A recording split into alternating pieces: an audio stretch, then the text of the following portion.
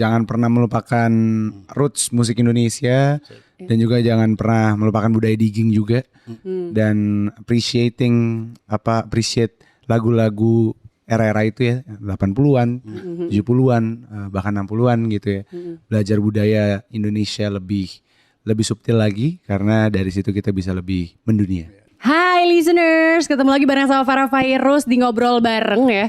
Kali ini saya seneng banget karena iRadio kedatangan dua musisi ternama lintas generasi yang baru aja merilis karya catchy banget. Udah ada kita bersama di sini, ada Ardhito dan juga Om Erwin. Halo, tepuk tangan via virtual dipersilahkan. Ya, jadi listeners, Om Erwin dan Ardhito di sini ingin mempromosikan single terbaru ya, yang di rearrange ya Om ya, dari Om Erwin sendiri gitu. Boleh diceritain nggak sih Om sebenarnya ini prosesnya sampai akhirnya project ini terjadi itu seperti apa sih? Jadi saya emang lagi berpikiran untuk membuat sebuah project album yang ngambil dari lagu-lagu ciptaan saya yang dulu pernah dinyanyikan oleh penyanyi-penyanyi. Nah, kebetulan lagu masa-masa kalau berapa bulan sebelumnya kalau ngikutin saya ngeluarin single sama Yura judulnya Tak Kuduga. Di Oktober ya Om ya, awal Oktober ya. Itu lagu saya di tahun 80-an juga. Nah, ini ada satu lagu saya yang saya bikin tahun 1987. Wow. Belum lahir. Pastinya. Kayaknya ibu saya juga belum married. Itu dulu aslinya yang nyanyiin Januari Christie. Nah, sekarang emang saya rearrange ya. Nah, kepikiran waktu merencanakan rearrange lagu ini adalah yang di kepala saya, otak saya yang saya harus ajak nyanyiin balik adalah Ardhito Pramono. Menurut saya pasti pas banget dan pasti jadi ada sesuatu yang lain yang baru gitu. Nah, Tok, sampai akhirnya lo diajakin sama Om Erwin, itu ceritanya gimana tuh, Tok? Ceritanya sebenarnya kita belum pernah ketemu awalnya fisik, ya. Ketemu belum fisik, belum pernah ketemu. Cuman ketemu secara virtual udah pernah gitu ya. Makan bareng belum ya? Tahun lalu kita pernah kerjasama bikin dua lagu untuk satu acara. Saya ngajak Ardhito untuk main di orkestra saya, tapi karena waktu itu pandemi lagi tahun lalu banget itu, jadi kita nggak ketemu, jadi tukeran file aja. Tukeran file aja. Dia syuting di tempatnya, Ardhito kirim data, suaranya terus kita jadiin satu. Nah, yang ini baru bisa ketemu.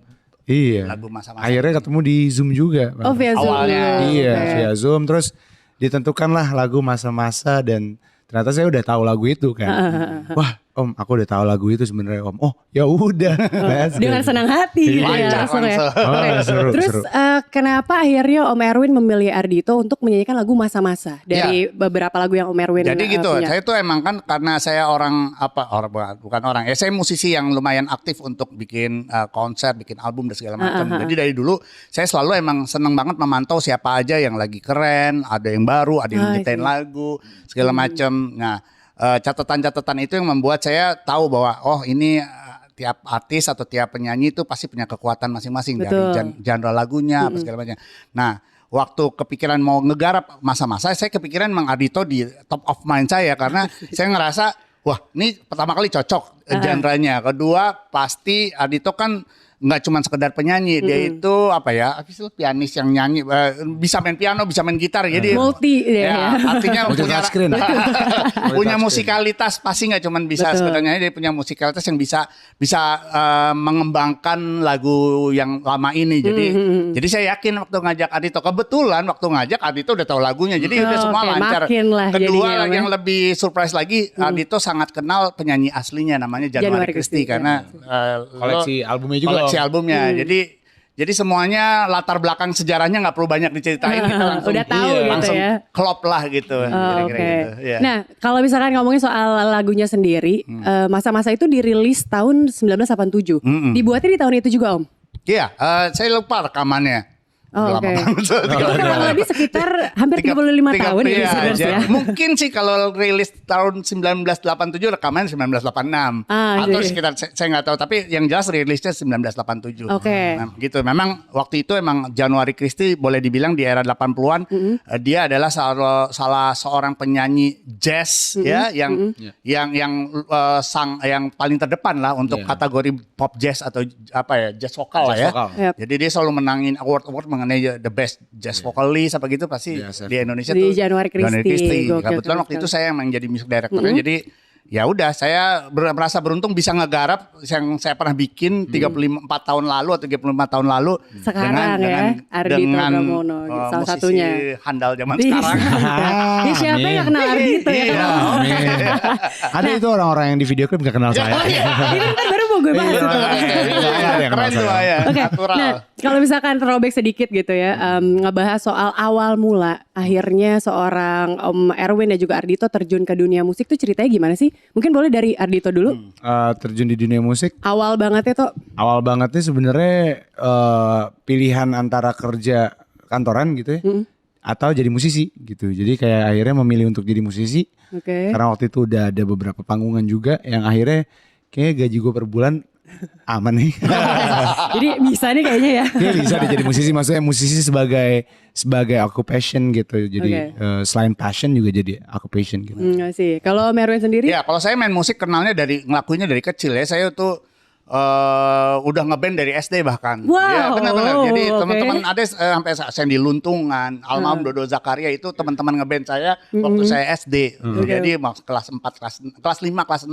Jadi musik sebenarnya udah mendominasi kegiatan selain sekolah. Jadi musik itu jadi bagian kegiatan yang lumayan boleh dibilang hobi tapi kayaknya keterlaluan kalau ngeliat zaman sekarang gitu. Ini anak main musik mulu kapan sekolahnya gitu. Tapi alhamdulillah saya sekolah terus sih. Oke, tetap jalan ya, Om, dua-duanya jalan. jadinya ya. Maksudnya walaupun belum nentuin bahwa musik jadi profesi ya. Di Iya, SMA iya, iya. aktif di festival band, ikut-ikut segala macam. Nah di SMA itu mungkin yang menjadi satu pencerahan di mana saya meyakinkan diri bahwa musik tepat buat saya adalah ketika saya diajak oleh Faris RM, seorang yang dulu Om Faris RM superstar ya. banget untuk Iya. bikin band yang namanya Trans. Ah, Jadi iya, tahu Om. tahun Trans. 1980 saya masih kelas 3 SMA Oh, oke. gitu. Jadi wah seru juga Itu dunia digarap musik. secara profesional Om ya? Ya, karena Oke. kita udah masuk studio yang benar-benar waktu itu 16 track studio walaupun masih analog tuh udah sesuatu yang heboh Mewah, banget untuk iya. anak SMA kan, Iya, gitu. betul. Jadi kita berproses di studio walaupun belum tetap menentukan, masih ngacekan masih bingung karena saya malah kuliah di arsitektur UI kan Oh, gitu. oke. Nah, memang pas ada selesai kuliah itu saya bulatkan tekad udah ini musik adalah yang paling benar buat saya. Nggak sih, berarti Karena dari saya Om udah menjalani SMA. dari kecil. Oke. Tapi masuk ke industri musik tuh dari SMA kelas 3 itu. Gokil, keren gitu. banget. Kalau misalkan untuk ngobrolin soal pembuatan lagu atau proses aransemen gitu ya Om. Misalkan nih Om ditanya dibandingin sama zaman dulu ya. Sekarang tuh apa sih hal spesifik yang benar-benar dirasain sama Om bedanya? Selain ini ya mudah karena software ya. Kan Kamu mau dulu- jawab itu? Iya, selain itu. Iya, sebetulnya kalau dalam konteks musiknya sih sebenarnya sama aja. Karena kan musik tuh harus kalau namanya kolaborasi harus ada workshop, harus ada sharing ide, segala macam itu yang selalu saya apa ya penting-pentingin. Perlu makanya kita kan workshop kan kita cari energi, saling bersinergi lah istilahnya Oke. gitu. Cuman memang kalau sekarang yang berbeda adalah tentunya teknologi membuat kita jadi lebih mudah. Seperti Mama contoh ya, ketika saya bilang kita lagunya masa-masa kita udah tentukan, nggak lama kemudian saya mencoba untuk bikin demo yang kasar banget, terus saya bisa kirim lewat WA. Dulu mana bisa. Iya ya, benar sih Om. Nih dengerin, lo cocok nggak sama temponya? Nanti dia berkomentar, bisa lebih cepet dikit Om, apa segala macam. Waktunya lebih efisien berarti Lebih sekarang ya. efisien dan makanya saya pikir kalau sekarang orang zaman sekarang bikin di era digital itu, digital ini adalah teknologi itu harus kita perbudak dalam tanda kutip supaya bisa bikin dan ide sebanyak-banyaknya dan makin bagus. Oke. Harus makin rapi lah. Iya, iya, Gitu. benar, setuju banget Ya. nih, Om. Nah, kalau untuk di lagu Masa-Masa sendiri, proses aransemennya ini Ardhito sendiri kah, Om Erwin atau berdua? Berdua. Om Erwin sebenarnya awalnya. Gini, jadi saya kayak pembuat karpetnya dulu. Nah, waktu kita pembuat karpet. Di jalan apa tuh kan buat karpet? Banyak pasar Bikin gembrong, karpetnya Om. at least supaya ada arah yang jelas. Tapi detail-detailnya kita banyak lakuin bersama ya, seperti nentuin tempo yang pasti, terus kunci yang pasti, Kunci yang gimana, pas, ya. yang key yang pas, abis itu isian apa, Piano, pianonya keyboard. yang enaknya gimana itu. Itu ngulik bareng ya? Iya, ngulik bareng. Oh, Seru banget tuh, oke. karena kan kita punya cara pandangan yang berbeda dan justru saya memerlukan ide-ide itu dari Ardhito supaya jadi nggak ditemuin di musik-musiknya di orang yang lain saya garap gitu. Itu jadi khas Ardhito lah gitu. Berdua lah ya pokoknya. Nah, Tok, waktu pas akhirnya lo diminta untuk ikut mengaransemen juga gitu ya. Ada nggak sih kendala apa gitu? Karena kan kaitannya ini lagunya dulu hits banget ya kan, terus harus mengaransemen ulang gitu. Aransemen sebenarnya full aransemen dari Om Erwin gitu. Cuman emang touch dari pianonya itu kita kulik bareng, chords dan lain-lain, dan choir yang seru sih. Ngedirect teman-teman yang dari SMA seluruh Jakarta. Ada kurang lebih 8 orangan ya, 10 orang. Itu seru ngedirect teman-teman. Karena semangat mereka masih menggambarkan dari lagu tersebut itu, gitu. Iya. Padahal mereka anak-anak zaman sekarang ya. Iya. Oh, ibunya seneng banget. Orang tua seneng Lebih banget. ke ibunya ya. Orang tua seneng Oke, banget. jadi yang bahagia anak dan ibu. Keren-keren. Nah, ini kan lagunya tadi kita udah singgung itu udah usianya hampir 35 tahun, Om. Iya. Nah, ada gak sih formula khusus dari Om Erwin gitu ya, karena ini sekarang dibawain ulang gitu untuk supaya lebih masuk ke anak atau era di zaman sekarang, ada gak sih Om? Iya, Secara memang, musik dan memang kalau saya sering banget sebetulnya membawakan lagu lama yang saya bawakan kembali. Jadi saya pernah bikin album namanya Salut to Kus Plus, di mana lagu-lagu Kus Plus saya rearrange. Terus pernah bikin album, ya bikin tribute tuh buat Guru Soekarno Putra atau segala. Jadi emang ngerjain lagu lama dengan aransemen baru atau bikin lagi itu bukan sesuatu yang baru buat saya. Mungkin kalau dibilang apa triknya, yang paling penting sih saya selalu nggak mencoba untuk sekedar nostalgia. Nostalgia harus ada karena biar bagaimana lagu-lagu yang terkenal itu punya kesan tersendiri terhadap yang pernah dengar. Betul. Nah, tapi nggak boleh sekedar nostalgia, itu nggak boleh kita main dengan cara yang sama, dengan sound yang sama, dengan cara rekaman yang sama, karena zaman sekarang berbeda. Nah, itu yang saya treat bener gitu ya, supaya zamannya Ardhito tuh mungkin cara rekamannya berbeda sama yang dulu, tempo-temponya, cara orang ngisinya dan segala macam.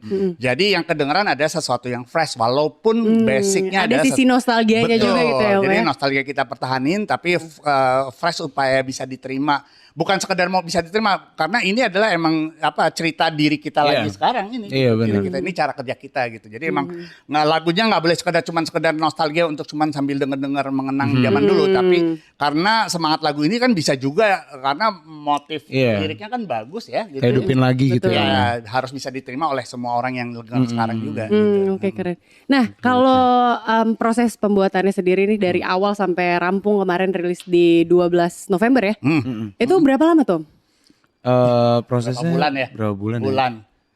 Bulanan deh. Ya bulanan, tapi bukannya tiap hari kita ketemu, masih ada urusan. Tapi pokoknya basicnya adalah meeting awal, habis itu urutan-urutannya terus saya bikin satu proposal ya, karpet tadi pasar, habis itu kita kolaborasi berapa kali, ada take vokal, ada take choir, take vokal 2 kali, bahkan dengan segala macam. Yang penting adalah terus ada musisi-musisi lain yang terlibat, yang main drum, yang main gitar, ada terus ada orkestra yang terlibat. Nah itu kurang lebih 2-3 bulan, 3 bulan lah. 3 bulan lah ya.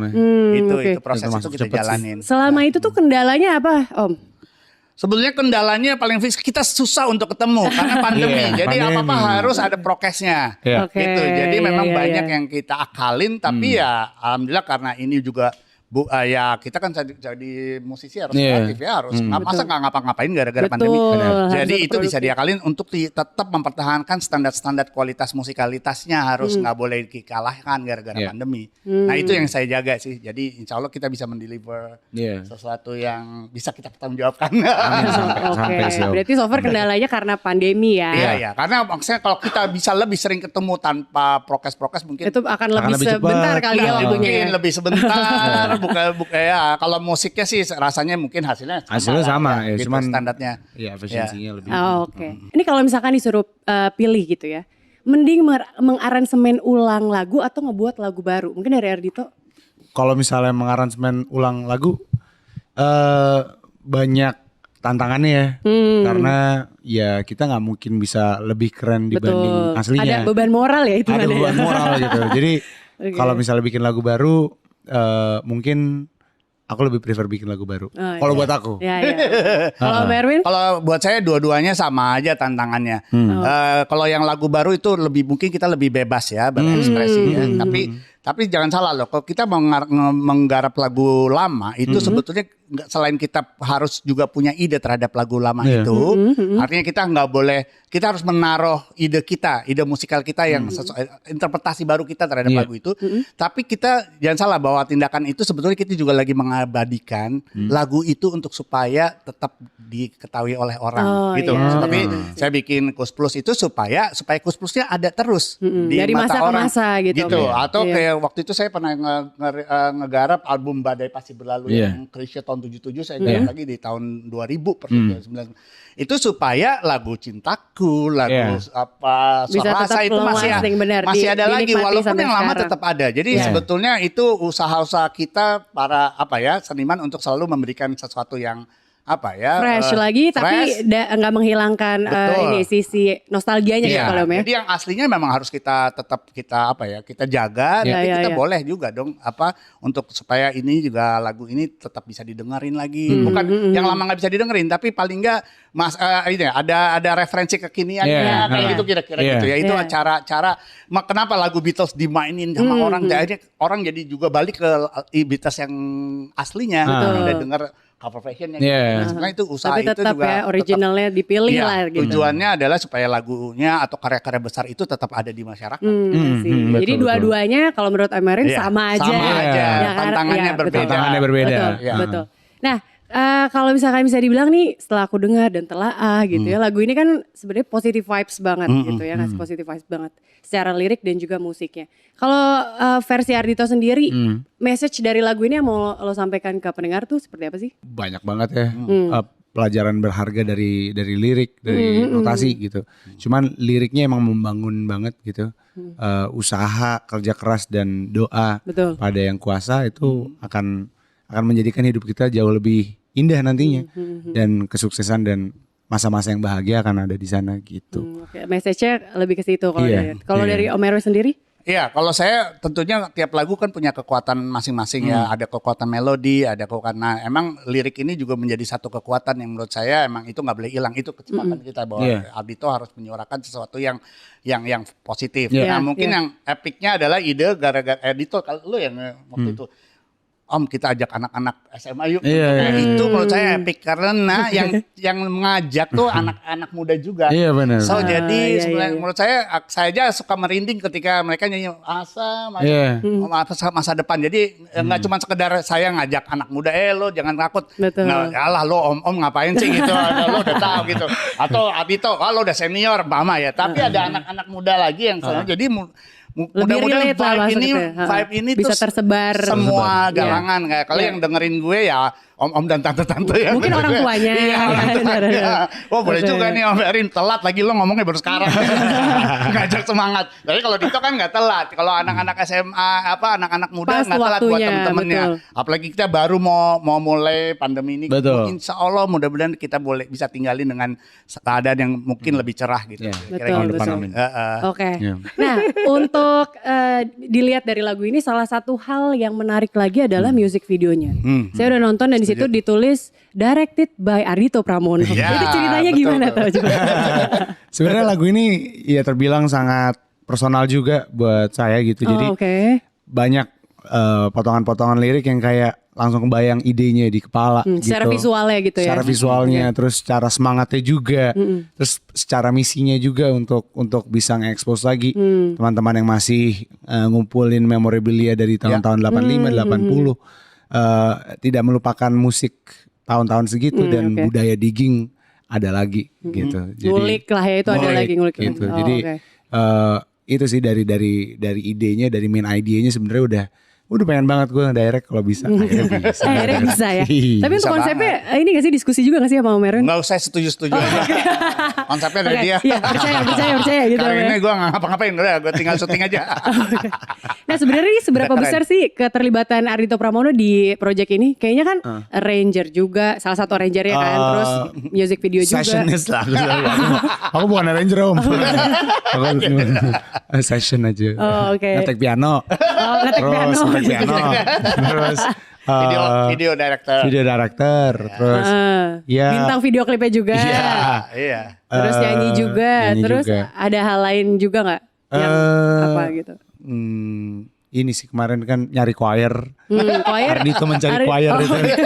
Terus tapi itu senengnya- kuratornya Om Aaron juga ikutan atau lo? Saya menyerahkan lo sama Gita ya. Iya, sama tektokan sama kita Gita kan kalau waktu itu. kita dalam konteks Oh, project ini, I see. dia produsernya secara Iya. keseluruhan. Jadi semua teknisnya lumayan dia pantau. Iya, gue tektokan sama Gita. Terus itu sih yang seru sih dalam mencari anak-anak muda berbakat talented itu sih untuk Oh itu dari berbagai macam sekolah yang berbeda berarti ya? Iya. Oh, dari berbagai wow. macam. Jakarta ya. Jakarta Om. Karena harus Jakarta. rekaman bareng. Iya. Oke. Nah, yang gue mau tahu banget tuh sebenarnya waktu pas music video itu kan lo ada ngangkat-ngangkat apa radio tape. Iya. Itu berat gak sih? Karena kan talinya tipis banget gitu Itu kan.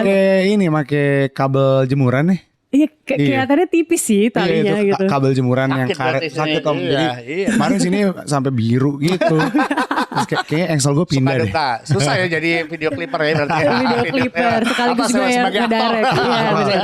Iya, pain is art Om. Klasik. Ya, tapi ini garapnya berapa lama tuh music videonya? 2 hari. Oh 2 hari. 2 hari terus editingnya 2 hari, sehari offline, sehari online. Oke. Gitu, jadi nggak begitu memakan waktu lama sebenarnya karena video klipnya kan dokumenter style banget. Betul, gitu. betul. Hujan-hujan Ikut, beneran, neduh-neduh beneran. Oke. Terus ke Blok M Square, belum koordinasi sama orang-orang di sana. Serius? Main syuting aja. Pas ditanya, emang udah izin? Kita kan dari kampus. Itu udah paling aman ya sebenarnya.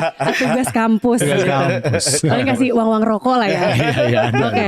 Nah, di situ kan ada scene hujan-hujanan apa segala macam yang tadi lo bilang. Berarti itu semua natural ya? Natural. Nggak ada di skrip Nggak ya? ada di skrip ya. Hujan-hujanan beneran. Neduh beneran. Neduh beneran. Terus neduh beneran. Terus beli ponco beneran, ada tukang Iya, lewat. seru, Beli seru. ponco gitu beneran. Oh, Oke. Semuanya. Nah, bisa dibilang nih music videonya kan ada mayoritas justru syutingnya outdoor Iya. gitu ya. Kalau nggak salah tuh ada juga di Jatinegara ya. Iya pasar Jembatan Hitam. Nah, terus habis itu ada juga di Blok M. Terus ada kendala khusus gak sih? Misalkan kayak orang-orang tiba-tiba siapa yang gak kenal Ardito gak sih? Terus kayak Aduh, minta nggak ada. foto. Nggak ada, Jack. Oh gak ada ya? Nggak ada. Oh, nyanyi ya? Oh, tuh. Gak ada ya? Anak kampus ya. Jadi makanya langsung percaya, oh yaudah mas gitu. Makanya. Oh gak ada kendala, Nggak ada. kendala Paling yang gitu apa? kenal ya anak-anak Blok M doang karena kan langganan nih. Oh oke. Andi gitu-gitu dan apa namanya? Tapi di Blok M nggak ada sih yang minta foto gitu, nggak ada. Oke, jadi jalan lancar gitu Lancar. aja. Berarti alhamdulillah penyamaran ya. dia sukses. Padahal gak pakai apa-apa loh, Iya. tapi tersamar ya. Oke. Nah, Om, di music videonya ini ada Anmesh Kamaleng. Ya kan tiba-tiba hadir Anmesh Kamaleng. Apakah Ngapain tuh ya tuh Anmesh ya? Apakah itu merupakan satu spoiler bahwa Anmesh lagi digging juga dia tuh. akan menjadi Nggak, kolaborator dia tuh lagi? emang lagi nyari kaset ya di Blok M. Kebetulan dia suka nyuri kaset dia di Blok Oh, M. gitu. Tapi nyarinya saya suruh. Apa sih? Nes, pas jam segini lo nyari kaset ya di Blok M tapi jangan tempat lain. Jadi kita gitu. ketemu di situ. Agak tuh juga Ame gitu ya. Oh jadi itu bukan satu spoiler. Spoiler apa ya? Bocoran. Bocoran apa ya? Buat next pertanyaan project. apa Oh, itu? oke. Nah, ini sebenarnya kayak ngait-ngaitin aja. Waktu pas di project Yura ada Ardito, di project Ardito ada Anmesh. Apakah itu merupakan satu korelasi? gimana? Oh kan berarti skip aja ya pertanyaannya. yang jelas Anmesh tuh penyanyi keren. Iya. Jadi saya Iya. pengen banget kerja sama sama dia. Mudah-mudahan bisa terlaksana dan terjadi. Oke sih. Amin. Di project Pasti Om. aduh, di project ini akan ada berapa lagu sih Om? Rencananya? Produser saya Gita bilang harusnya kita 8 lagu. Ah oke. Nah, insya Pemilihan Allah. itu berdasarkan apa akhirnya? Ya berdasarkan lagu yang pernah saya bikin dan mungkin insya Allah dulu pernah lumayan hits. Kemudian kita bisa dapat kerjasama dengan orang-orang atau musisi-musisi yang kayak Ardito ini punya karakter, punya musikalitas yang bagus, Oke. supaya kita bisa menggarap dengan ide-ide baru gitu. Oke. Ini lagi nyari, ada yang udah dapat, lagi berjalan lah semua. Insya Allah Jadi rencananya 8 tahun ya. depan bisa rilis semuanya. Amin. Nah Om, mungkin mau disampaikan gitu ya dari Om Aaron atau juga Dito terkait proyek lintas generasi, pesannya apa untuk ya listeners? Jangan pernah melupakan roots musik Indonesia dan juga jangan pernah melupakan budaya digging juga dan appreciate lagu-lagu era-era itu ya 80-an, 70-an, bahkan 60-an gitu ya. Belajar budaya Indonesia lebih lebih subtil lagi karena dari situ kita bisa lebih mendunia. Wih, mantap. Keren. Ntar pesannya dipotong nih sama anak TikTok dimasukin. Biasa gitu. Kalau dari Om Erwin Iya, sendiri, ya mudah-mudahan lagu masa-masa ini senang sekali kalau ini bisa menghibur ya. Yap. Tapi pengennya nggak cuma sekedar menghibur, ini bisa mudah-mudahan lagu ini bisa menyemangati semua yang dengar, siapapun anak muda mau Ya. orang tua juga Betul. boleh, Ya. atau anak itu menyemangati dan selalu optimis terhadap masa depan yang lebih cerah. wih, mantap. Oke kalau gitu, terima kasih banyak Sama-sama. Om Erwin dan juga Thank you, Ardhito ya Farah. sudah Farah. menyempatkan waktunya mampir ke Radio. Semoga masa-masa ini sukses dan upcoming project lainnya Makasih. lancar. Sehat-sehat selalu ya. Thank you, Farah. Listeners juga terima kasih karena udah menonton ngobrol bareng Ardhito Pramono dan juga Om Erwin Gutawa di iRadio Jakarta. Sampai ketemu. Dah. iRadio 100% musik Indonesia.